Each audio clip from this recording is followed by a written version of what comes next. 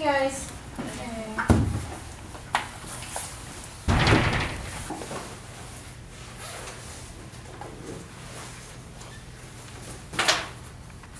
Alright guys, give me 1 second, we'll get class started, okay?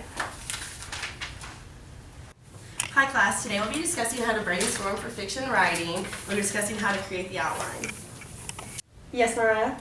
What needs to be included in an outline for fiction? To start, you must think about the main plot that you're going to talk about.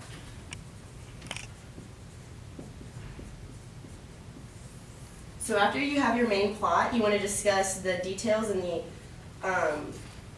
the other ideas that you're going to come off of it. So you have your supporting ideas off of it.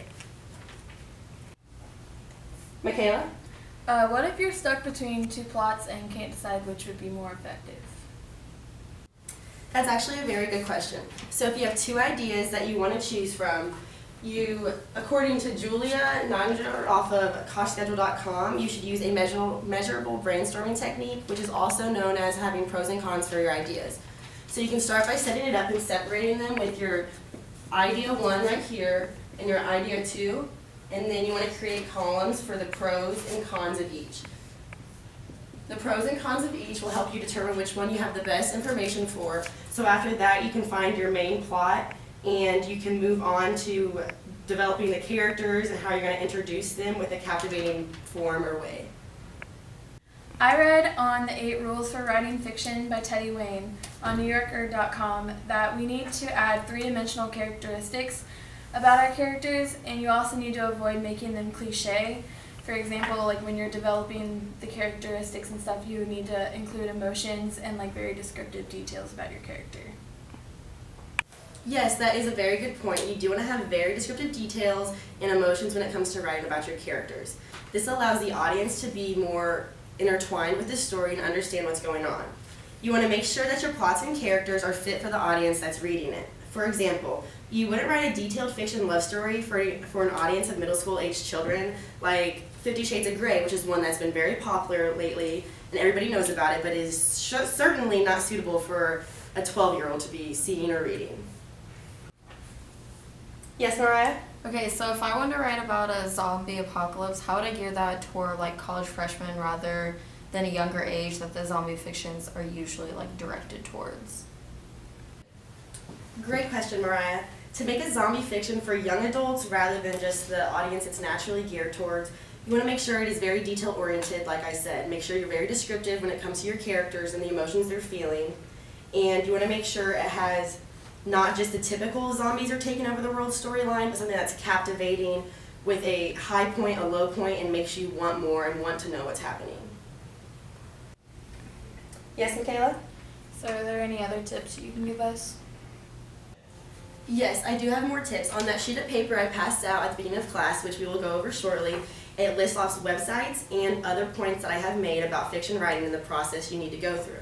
But according to Michael Moorcock, a successful fiction author, he says you must introduce your main characters and themes in the first third of your novel.